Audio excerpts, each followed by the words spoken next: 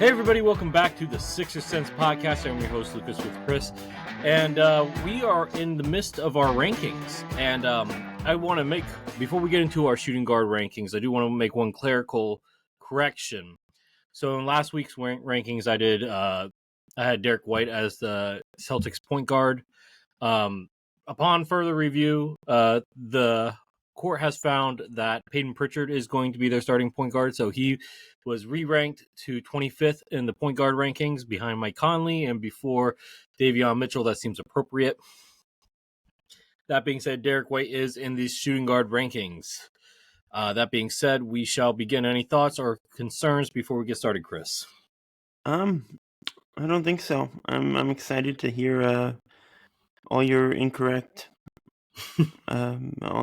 takes, I guess. I mean, that's what we're here for, so let's jump in. Incorrect takes. You know, those incorrect takes, quote unquote, got us a lot of views. So that being said, so starting out 30, this is where it doesn't really matter who's starting there, whether it's Bryce Sensabaugh or Keontae George of the Jazz, they're going to be 30th regardless.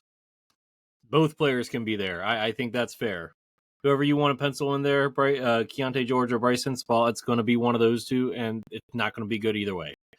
Keontae George is kind of like a tweener that's very inefficient. Bryce Sensabaugh is an up-and-coming player, but still needs a lot of work around the edges. ESPN has him ranked as a forward right now.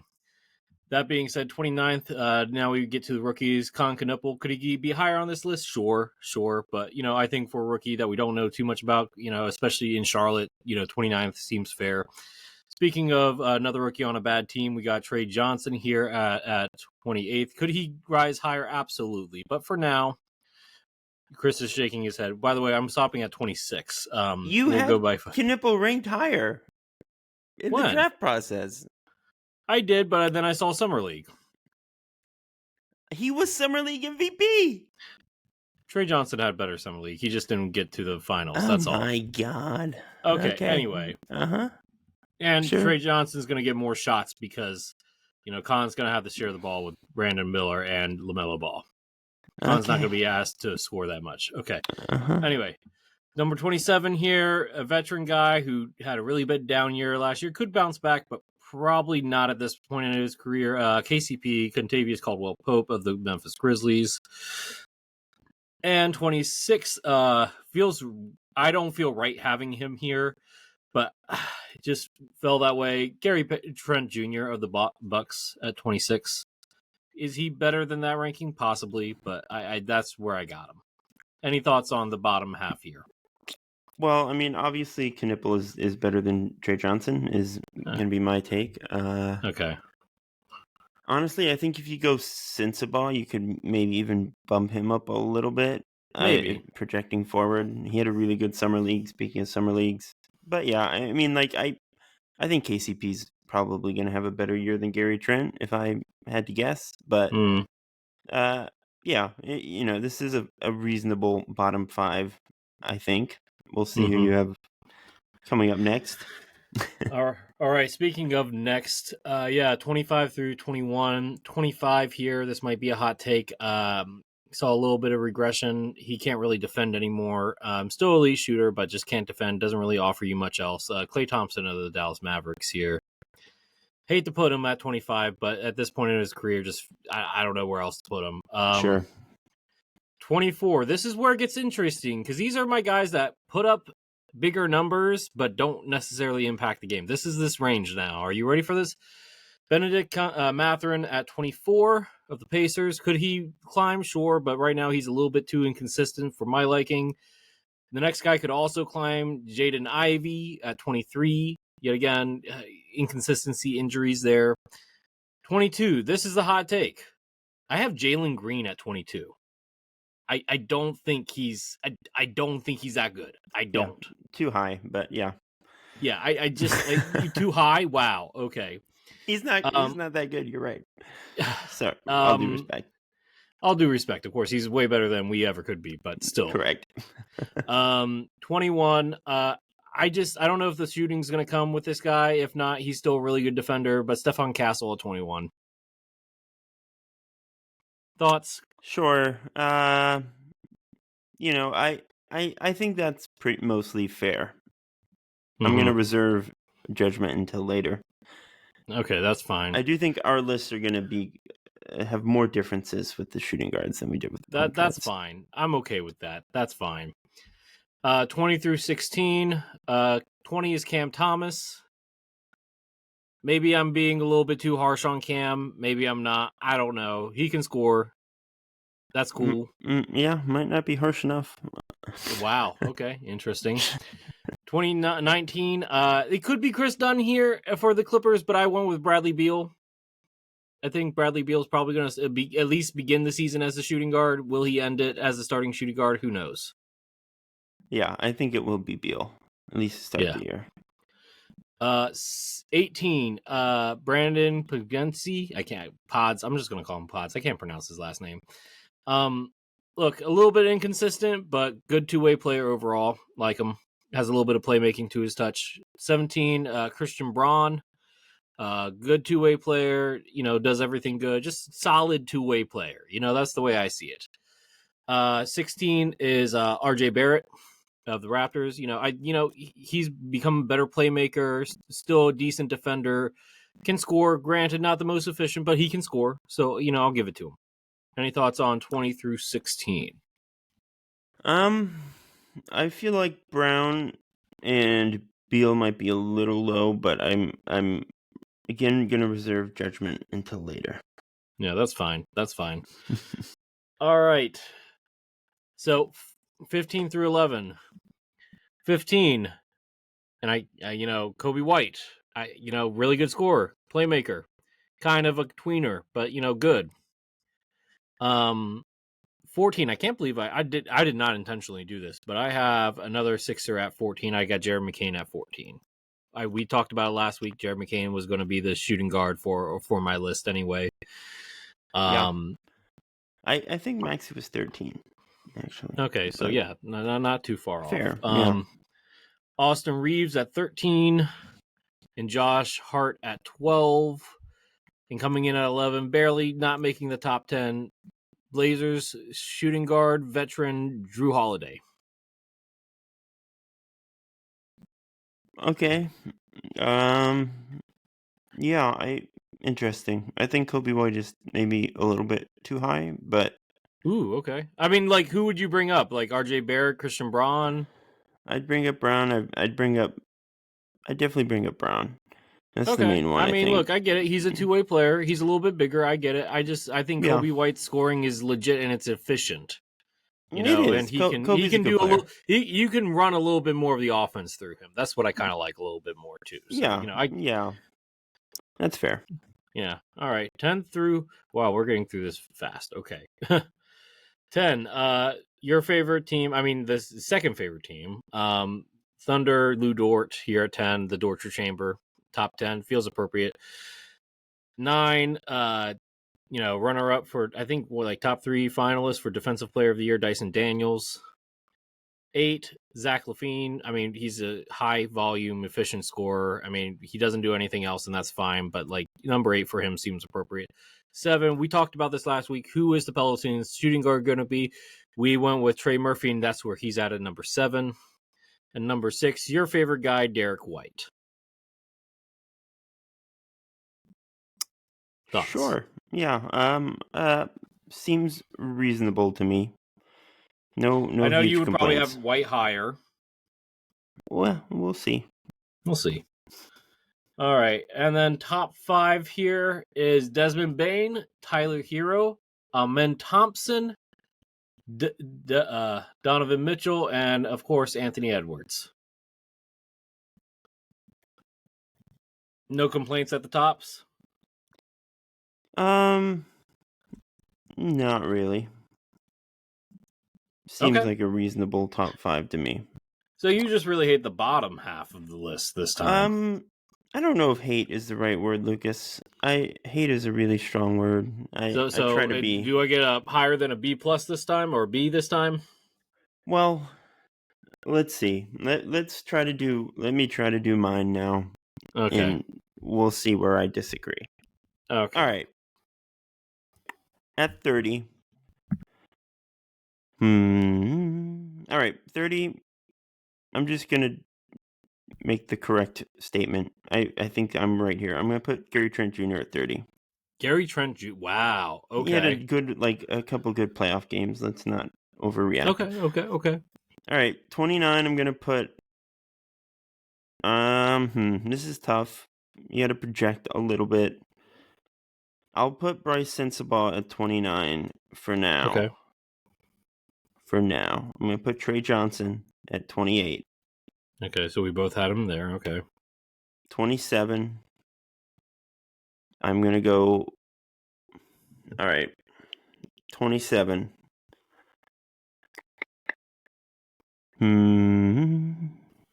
This is a tough one. Yeah. I'm going to put Jalen Green. Jalen Green. No, I'm not. I'm going to put. Okay. I'm going to put Ben Mathurin here for now. Okay. Ben Mathurin. Okay, that seems okay. Though he could end up higher, I'll admit. 26. I'm going to put Jalen Green at 26. Okay, so you have veterans KCP and Klay Thompson over Jalen Green. Okay. You really do not like Jalen Green. I'm going to put Klay at 25. Okay. I'm going to put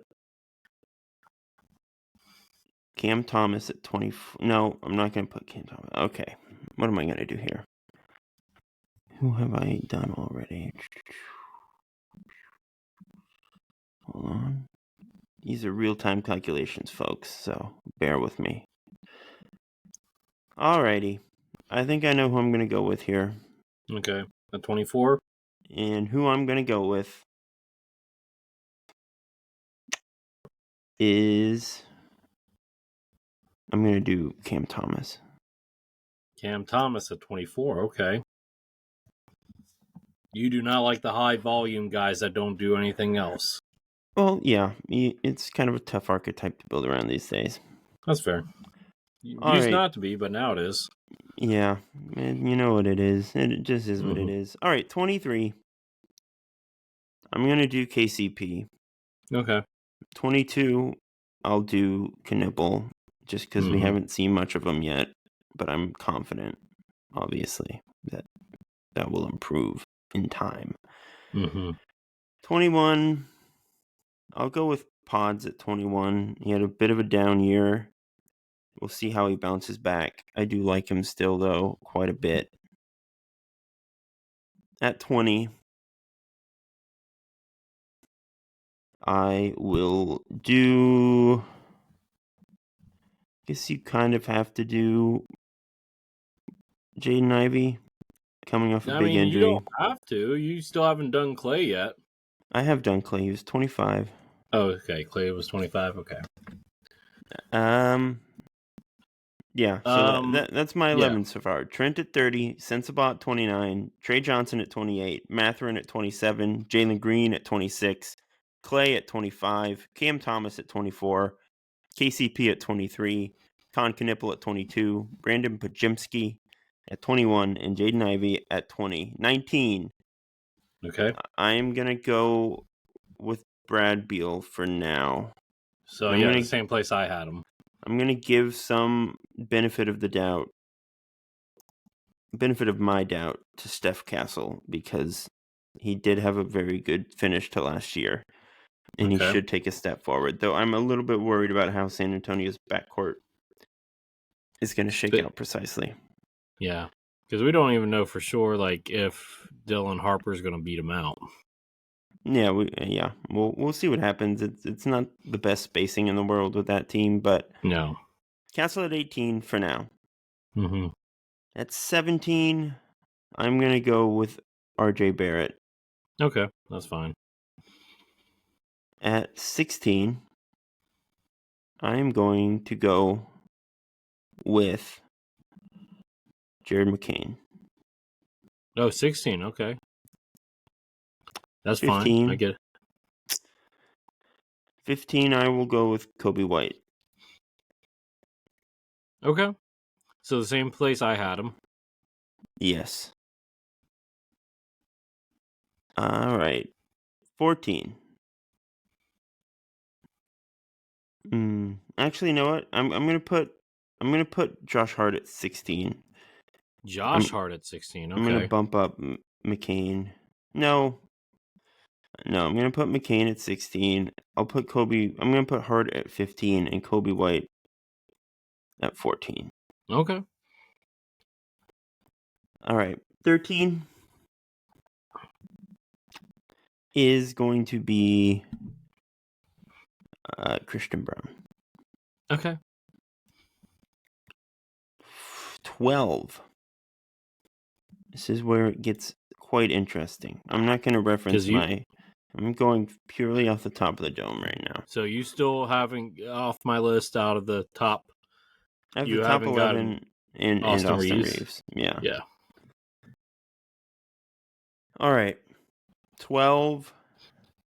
I'm going to go with Lou Dort for now. Ooh, okay. Interesting. You're 11. Really high on Austin Reeves. I'm going to do Reeves at 11. Okay. Do Drew at 10. Okay. I think. Well, I might do Levine at 10 and Drew at 9. So you think Drew at this point, who's averaging like 11, we'll 5... see. It could change. I will admit that Drew is a bit of a variable at this point. But for now. So you have Levine at 10. Based on the strength of his career, I'm going to put Drew at 9. Okay. At 8, I am going. You still haven't used Austin Reeves yet. No, you did. I did, in fact, use Austin Reeves. At 8. This is a tough one. I'm going to do Trey Murphy at 8. And at 7, I'm going to do Dyson. Though I could be convinced otherwise on that one, to be frank. No, that's fair. In fact, I'm going to flip them now. I'm going to put Murphy at 7. Okay. I trust and the Dyson offense at more. 8. Okay. Dyson at 8. 6, I'm going to go with Tyler Hero. Okay, that's fine. I get that. 5, Hero, White. You got White, Bain, Thompson, Mitchell, and Edwards left. Yes. All right, I'm going to put Bain at 5. Wow. I'm going to put White at 4. Of course you are. I'm going to put Amin at 3. I'm going to put Mitchell at 2.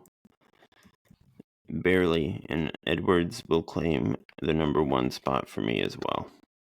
Okay. I think that is I don't see a big variation between your list and my list for the most part. Yeah, I think the back half got moved around a bit more with shooting guards. But there's not like one player that shot up or shot down too much. No. I mean, I think the biggest difference is I have Knippel maybe 7 spots higher, and I'm just projecting. It's always tough with rookies. Yeah. It could backfire. He could end up much higher than 22, frankly. I wouldn't be shocked. I'm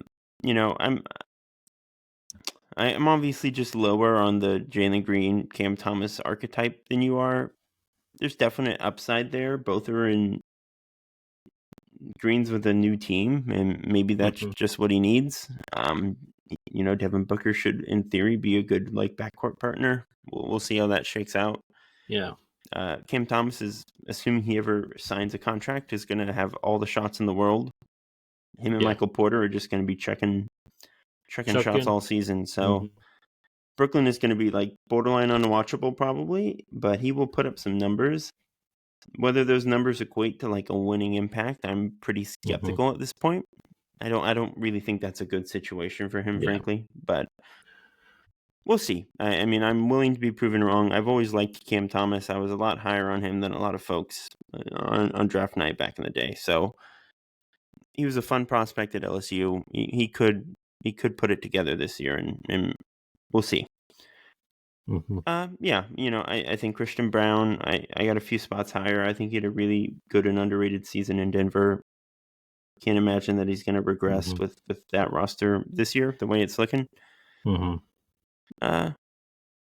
But yeah, I mean, I think Edwards and Mitchell are the clear top two. There's not really any competition there. You can flip Amin and Derek White however you want. I think there's more upside with Amin. I think if you think he's going to take another leap, it's only going to be his third year. Like, you go with him. But, yeah.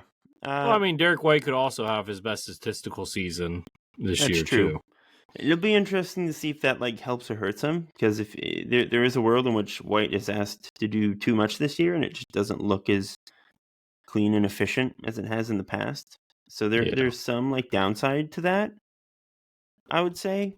But the upside is that if he just has an awesome all-star level season offensively, his stock is going to be through the roof. So who's the one guy on this list that could jump up the highest from middle of the pack or bottom towards the top 10? I'm gonna say. Sorry, go ahead. Oh, I was gonna say McCain could have that kind of season. We both have a middle of the pack. Yeah. I think Steph Castle, if he Steph Castle, it's possible with him. I'm still a little worried about the shooting and some of the offense, but that's a really valuable archetype. And if he can start hitting threes, he's going to be a really good player. He had a really awesome finish to the season. So, who's the guy that could drop the hardest here? I have two candidates for this. Well, you mentioned Drew. Yeah, Drew, obviously. Definitely Drew. I think Zach LaVine could drop hard. I agree. I think he's 30 now? Relied on athleticism for the first half of his career. The Kings are going to have another mediocre season, and we'll have to kind of re-engage with how we feel about that. I think for the most part, LaVine being stuck with crappy teams is not really his fault. But at a certain point, when you've spent 10 years just swimming in mediocrity, it's a little bit hard to take you seriously. Not really his fault, but it just is a poor situation for him. It kind of feels like a Kevin Martin situation almost, only he's a lot better than Kevin Martin. Yeah. So Sixers having a guy in the mid-tier as shooting guard. Now, let's just say McCain's not starting and you have either Edgecombe or Grimes. Let's just say it's Grimes here. Because Grimes seems like the most likely candidate besides McCain. Where would you put Grimes on this list? Or would you have him roughly about the same spot that you would have McCain? It's probably around that same area. I think it might literally be at 16. I think I might have him. Grimes might be a spot or two lower at 14 for me, but maybe not. I mean, I got to look at the numbers then at that point, and was his mid-season thing an aberration, or is it sustainable? Yeah, that's the thing. It's it's just such a small sample size. I maintain that Grimes has looked very good for a large portion of his career in smaller roles. I think the defense will translate. He's a good shooter. That off the dribble stuff was new, but I mean, he did it just so well. It's he already has the baseline stuff down. He's going to be the 3-and-D guy on the wing that he's always been. If he can add more of that to his game and incorporate it with more talent around him, he's going to be a really good player. So he could have the kind of season where we're putting him towards the top 10 if what we saw last year was legit, or he could just kind of fall back to earth. Maybe it was a Linsanity situation and he ends up in the 20s. It really could kind of swing either way.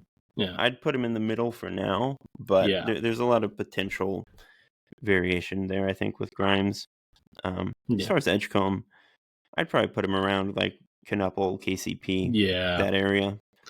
If I had to guess, mid to low 20s, probably.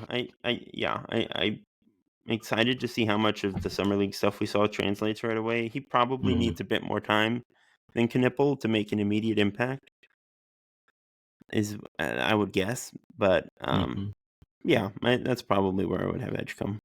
I'm excited to see where you rank him next week. Are we doing Edgecombe? Ooh, that's a good question. Let's talk about shooting guards. I mean, small forwards, shall we? Do you start him right away if you're Nick Nurse? Does Nick Nurse like starting young guys? Let's ask that question first. Let's look at the history here. Does he usually like starting young guys? I mean, he didn't have a ton of young guys, quote unquote, in Toronto. Pascal was in his first or second year when he got him. He had Fred VanVleet at a young age. Fred VanVleet came off the bench starting off, right? Yeah, but those guys were lower picks. They weren't the third overall pick. Those are late first round, so let's second just round say, guys. Edgecombe is that pick. Are we saying that we're going to use Edgecombe as our small forward here? I think it's more fun that way. Okay, let's do it could that. be Kelly. It could be Justin Edwards if he has a really awesome training camp. But let's be real. I mean, they probably all are in a similar range at this point too, right? Yeah, I mean, I think Edgecombe is going to be better than those guys. If not right at the beginning of the year, by the end of the year for sure. Yeah. But and for like the also, purpose you're of just the list, investing so much in him. Like, if you want to have a successful season and to reach your ceiling, you need VJ to hit and be a productive guy. So, okay. Well, let's review some other teams to make sure that we're on the same page here. Cavs, is it Max Strus or is it DeAndre Hunter or Lonzo Ball? Like, who is it as that small forward? I mean, based on last year, it's probably Strus, and they probably bring Hunter off the bench. Okay, so Strus, let's say that. Celtics, that's going to be Brown. Okay, Kings, we're assuming DeRozan, right? Because no Jonathan Kuminga trade has happened yet. Yeah. Let's see here. I'm trying to think. Hawks have Ricochet. We're going Jalen Williams for the Thunder, I'm assuming. Do the double big lineup for them. Yeah. Blazers. Okay, that's an interesting one. Let's talk about that because they got three options there.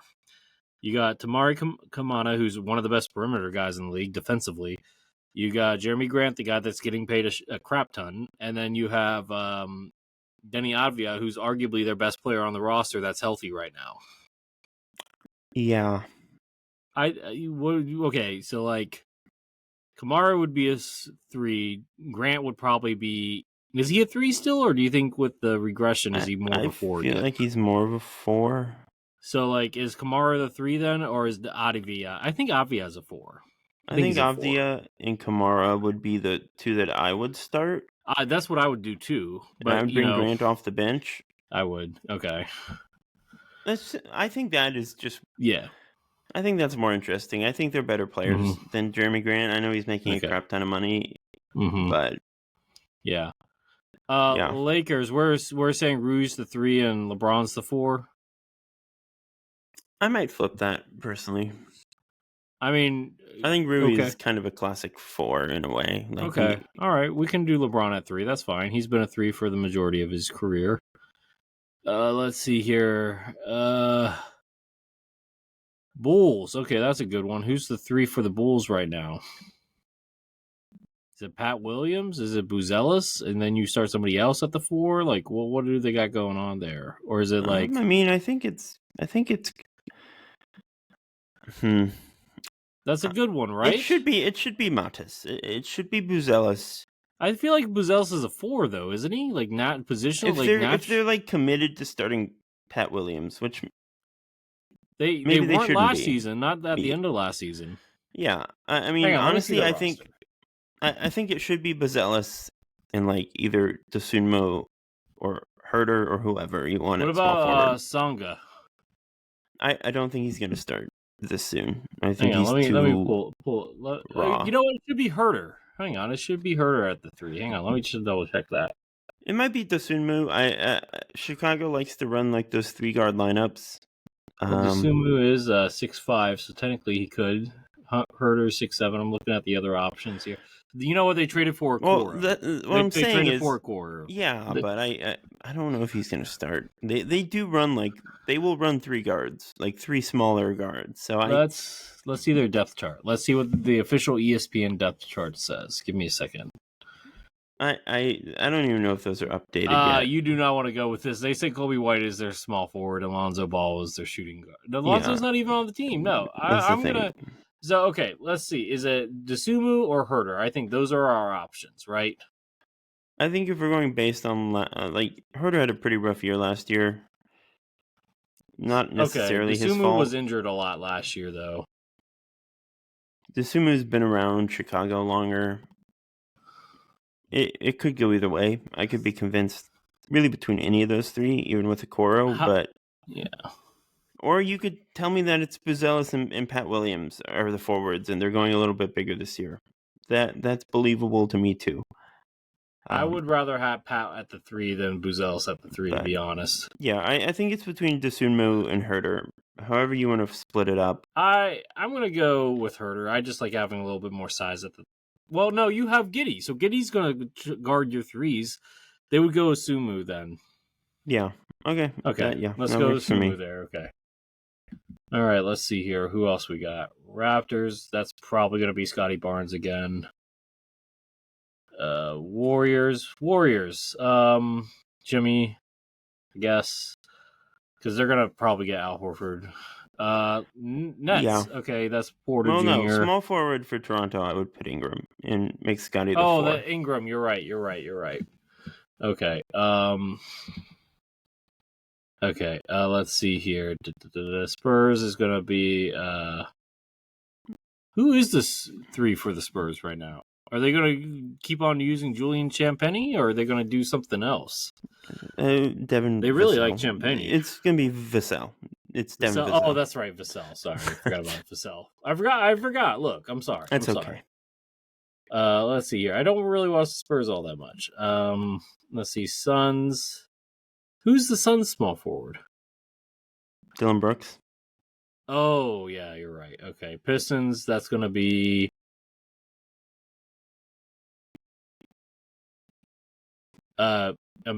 the other Thompson?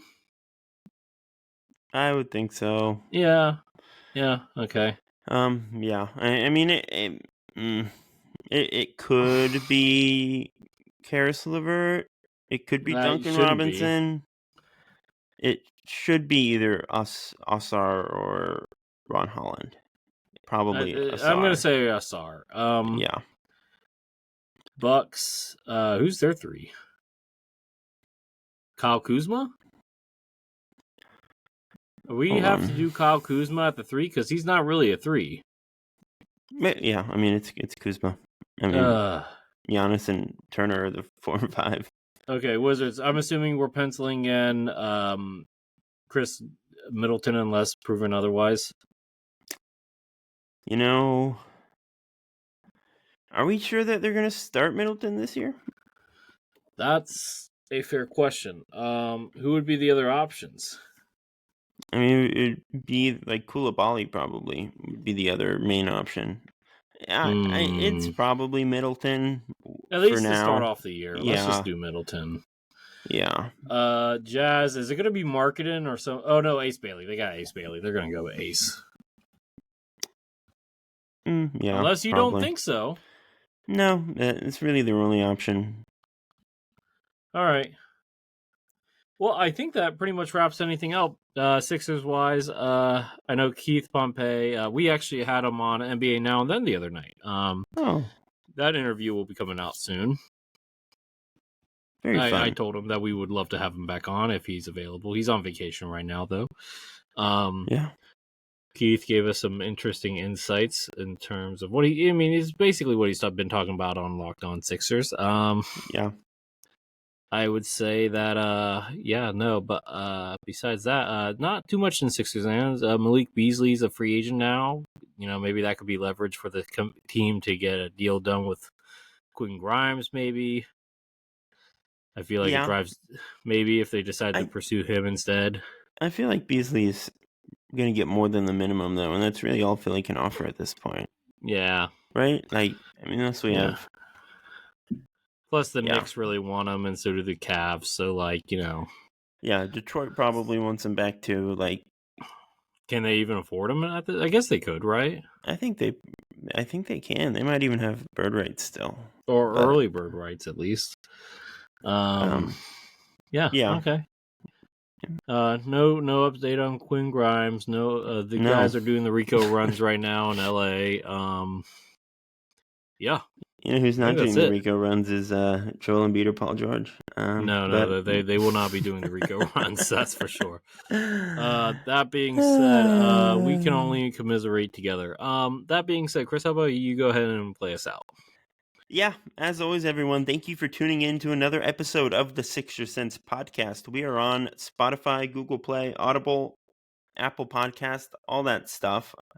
And we are on YouTube at youtube.com/@the6%. Follow us there, watch our videos, watch our shorts. We got a ton of fun stuff up there for you. And we will be back soon. If you want to follow us on Twitter, we're at 6%. I'm at Kline NBA. Lucas is at CoachJ_20. And until next time, peace out. We'll talk small forwards next week. Deuces.